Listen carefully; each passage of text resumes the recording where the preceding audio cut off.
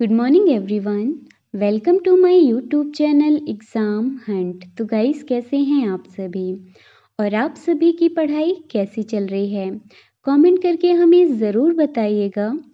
तो गाइस, आज की सीरीज़ को हम स्टार्ट करने से पहले कल का प्रश्न देखेंगे और फिर आज की सीरीज़ को हम स्टार्ट करेंगे। अगर आपको वीडियो में कहीं भी कन्फ्यूज़न हो तो आप हमसे कमेंट करके पूछ सकते हैं, और अगर आपको वीडियो पसंद आए तो इसे ज़्यादा से ज़्यादा शेयर भी करिएगा। तो चलिए गाइस, कल का प्रश्न है, कोको कोला इंडिया की वाइस प्रेसिडेंट कौन बने? Who become the vice president of Coca Cola India? A option है सोनाली खन्ना, बी ऑप्शन है रवीना मेनन, सी ऑप्शन है सुरभि सिन्हा या डी ऑप्शन है नन ऑफ दीज। इनमें से कोई भी नहीं। तो गाइस, जिन्होंने इसका राइट और सबसे पहले आंसर किया है वो हैं पूजा गुप्ता, गरिमा शिवानी, दिनेश सोलंकी और विभू मिश्रा जी, जिन्होंने इसका राइट आंसर किया है। तो जी हाँ गाइस, इसका राइट आंसर है option number A, Sonali Khanna. तो आइए इनके बारे में कुछ महत्वपूर्ण बातें भी जानते हैं। कोको कोला ने सोनाली खन्ना को कोको कोला इंडिया और साउथ वेस्ट एशिया के लिए वाइस प्रेसिडेंट और जनरल काउंसलिंग के रूप में नियुक्त करने की घोषणा की। सोनाली के पास प्रसिद्ध एफएमसीजी और सैटेलाइट कम्युनिकेशन एंड टेक्नोलॉजी कंपनियों जैसे Hindustan Coca Cola beverage, GSK consumer and consumer और ह्यूजेस नेटवर्क सिस्टम के साथ विविध क्षेत्रों को कवर करने वाली विभिन्न भूमिकाओं में 24 वर्षों से अधिक का कार्य अनुभव है। सोनाली खन्ना पूर्व कोका कोला कंपनी की वाइस प्रेसिडेंट अंजलि केलोत्रा की जगह लेंगी। तो गाइस, अगर आपको इसमें कहीं भी कंफ्यूजन है तो आप हमसे कमेंट करके पूछ सकते हैं।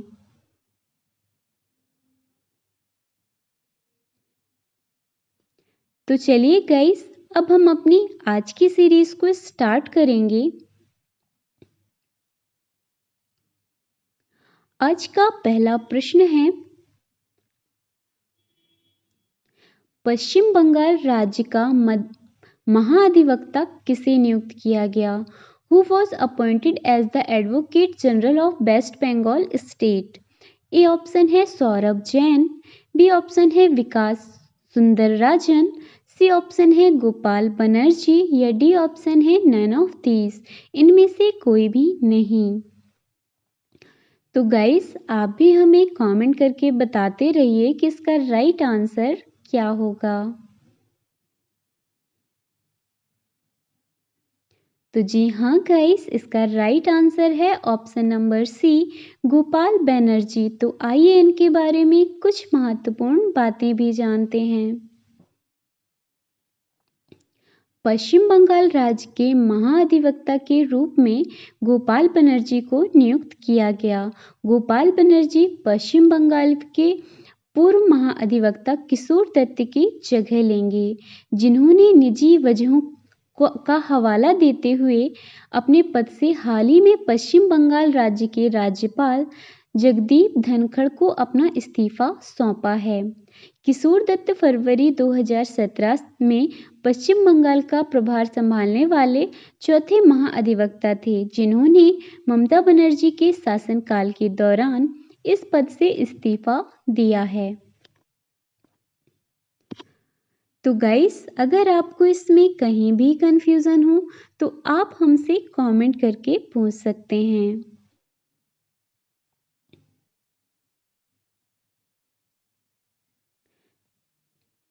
हमारा नेक्स्ट क्वेश्चन है, मालद्वीप में भारत के नए उच्चायुक्त के रूप में किसे नियुक्त किया गया? Who was appointed as the new high commissioner of India to Maldives? A option है प्रफुल्ल शुक्ला, बी ऑप्शन है मनु महावर, सी ऑप्शन है विकास द्विवेदी या डी ऑप्शन है नन ऑफ दीज। इनमें से कोई भी नहीं। तो गाइस आप भी हमें कमेंट करके बताते रहिए कि इसका राइट आंसर क्या होगा। तो जी हाँ गाइस, इसका राइट आंसर है ऑप्शन नंबर बी, मनु महावर। तो आइए इनके बारे में कुछ महत्वपूर्ण बातें भी जानते हैं। वरिष्ठ राजनयिक मनु महावर को मालदीव में भारत के नए उच्चायुक्त के रूप में नियुक्त किया गया। मनु महावर वर्ष 1996 बैच की भारतीय विदेश सेवा के अधिकारी हैं, जो कि इस समय ओमान में भारतीय राजदूत के रूप में कार्यरत हैं। मालदीव की राजधानी का क्या नाम है? तो मालदीव की राजधानी का नाम माले है। मालदीव की मुद्रा का क्या नाम है? तो मालदीव की मुद्रा का नाम मालदीवियन रुपया है। मालदीव के प्रेसिडेंट कौन है? तो मालदीव के प्रेसिडेंट अब्राहिम मोहम्मद सोलिह हैं। तो गाइस अगर आपको इसमें कहीं भी कंफ्यूजन हो तो आप हमसे कमेंट करके पूछ सकते हैं। हमारा नेक्स्ट क्वेश्चन है, दुनिया का सबसे बड़ा मालवाहक जहाज एवरेस्ट किस देश की यात्रा पर गया? The world's largest cargo ship Everest visited which country? A option है नीदरलैंड से रॉटरडैम, बी ऑप्शन है चीन और ब्राजील, सी ऑप्शन है जापान और भारत, या डी ऑप्शन है नन ऑफ दीज, इनमें से कोई भी नहीं। तो गाइस आप भी हमें कमेंट करके बताते रहिए कि इसका राइट आंसर क्या होगा। तो जी हाँ गाइस, इसका राइट आंसर है ऑप्शन नंबर ए, नीदरलैंड से रॉटरडैम। तो आइए इसके बारे में कुछ महत्वपूर्ण बातें भी जानते हैं। दुनिया का सबसे बड़ा मालवाहक जहाज एवरेस्ट नीदरलैंड से रॉटरडैम देश की यात्रा पर गया। एवरेस्ट मालवाहक जहाज की कुल लंबाई 400 मीटर है और चौड़ाई 61.5 मीटर है, जो कि 24,000 कैंटरों को ले जाने की क्षमता रखता है, जो कि वर्तमान में ब्रिटेन की सफक काउंटी में है। यह जहाज एवर गिवन जहाज का शिप है, जो कि 6 दिनों के लिए स्विस नहर में फंस गया था। तो गाइस अगर आपको इसमें कहीं भी कंफ्यूजन हो तो आप हमसे कमेंट करके पूछ सकते हैं। तो चलिए गाइस हम अपना नेक्स्ट क्वेश्चन देखते हैं। किस हवाई अड्डे को सीबीआईसी ने सीमा शुल्क अधिसूचित हवाई अड्डा घोषित किया? Which airport has been declared as custom notified airport by CBIC? A option है कुशीनगर हवाई अड्डा, कुशीनगर एयरपोर्ट, बी ऑप्शन है चंडीगढ़ हवाई अड्डा, चंडीगढ़ एयरपोर्ट, सी ऑप्शन है इंदिरा गांधी हवाई अड्डा, इंदिरा गांधी एयरपोर्ट, या डी ऑप्शन है इनमें से कोई भी नहीं, नन ऑफ दीज। तो गाइस आप भी हमें कमेंट करके बताते रहिए कि इसका राइट आंसर क्या होगा। तो जी हाँ गाइस, इसका राइट आंसर है ऑप्शन नंबर ए, कुशीनगर हवाई अड्डा, कुशीनगर एयरपोर्ट। तो आइए इसके बारे में कुछ महत्वपूर्ण बातें भी जानते हैं। केंद्रीय प्रत्यक्ष कर और सीमा सुरक्षा बोर्ड ने कुशीनगर हवाई अड्डे को सीमा शुल्क अधिसूचित हवाई अड्डा घोषित किया, जिसके तहत बौद्ध तीर्थ यात्रियों सहित अंतर्राष्ट्रीय यात्रियों की आवाजाही में आसानी होगी। कुशीनगर हवाई अड्डा 600 एकड़ के क्षेत्र में फैला है, जिसे फरवरी में डीजीसीए ने अंतर्राष्ट्रीय उड़ानें संचालित करने का लाइसेंस दिया था। सीबीआईसी के अध्यक्ष कौन है? तो इसके अध्यक्ष एम अजीत कुमार हैं। सीबीआईसी की स्थापना कब की गई थी? तो इसकी स्थापना वर्ष 1964 में की गई थी। हमारा नेक्स्ट क्वेश्चन है, किस कंपनी ने digital commerce platform equinox launch किया? Which company launched the digital commerce platform Equinance? A option है विप्रो, बी ऑप्शन है इंफोसिस, सी ऑप्शन है इफ़को या डी ऑप्शन है नन ऑफ दीज, इनमें से कोई भी नहीं। तो गाइस आप भी हमें कमेंट करके बताते रहिए कि इसका राइट आंसर क्या होगा। तो जी हाँ गाइस, इसका राइट आंसर है ऑप्शन नंबर बी, इंफोसिस। तो आइए इसके बारे में कुछ महत्वपूर्ण बातें जानते हैं।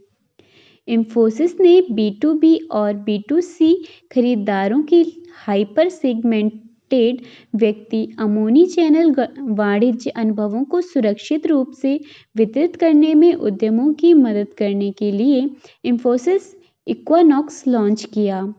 यह प्लेटफॉर्म भविष्य तैयार आर्किटेक्चर उद्यमों के लिए अद्वितीय माइक्रो सर्विसेज और पूर्व निर्मित अनुभवों को चुनने के लिए लचीलापन प्रदान करता है। इंफोसिस कंपनी की स्थापना कब की गई थी? तो इसकी स्थापना वर्ष 1981 में की गई थी। इंफोसिस कंपनी के सीईओ कौन हैं? तो इंफोसिस कंपनी के सीईओ सलिल परेख जी हैं। इंफोसिस कंपनी का मुख्यालय कहाँ स्थित है? तो इसका मुख्यालय बेंगलुरु में स्थित है। तो गाइस अगर आपको इसमें कहीं भी कंफ्यूजन हो तो आप हमसे कमेंट करके पूछ सकते हैं, और अगर आपको वीडियो पसंद आए तो इसे ज़्यादा से ज़्यादा शेयर भी करिएगा। तो चलिए गाइस अब हम अपनी सीरीज़ का एक स्पेशल क्वेश्चन देखते हैं जिसका आंसर आपको हमें कमेंट करके बताना है। तो क्वेश्चन है, किसने भारत का पहला CO2 कैप्चर करने वाला संयंत्र चालू किया?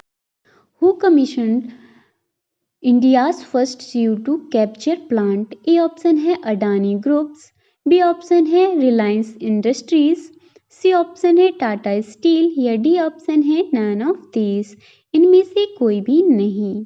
तो गाइस आपको इसका आंसर हमें कमेंट करके बताना है कि इसका राइट आंसर क्या होगा। और गाइस अगर आपको वीडियो में कहीं भी कंफ्यूजन हो तो आप हमसे कमेंट करके पूछ सकते हैं। तो चलिए गाइस आज के लिए बस इतना ही। अगर आपको वीडियो पसंद आया हो तो आप इसे लाइक करें, शेयर करें और सब्सक्राइब करना बिल्कुल भी ना भूलें।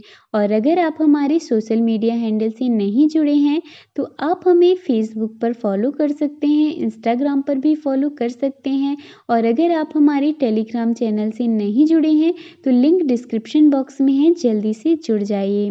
तो चलिए guys, thank you so much everyone.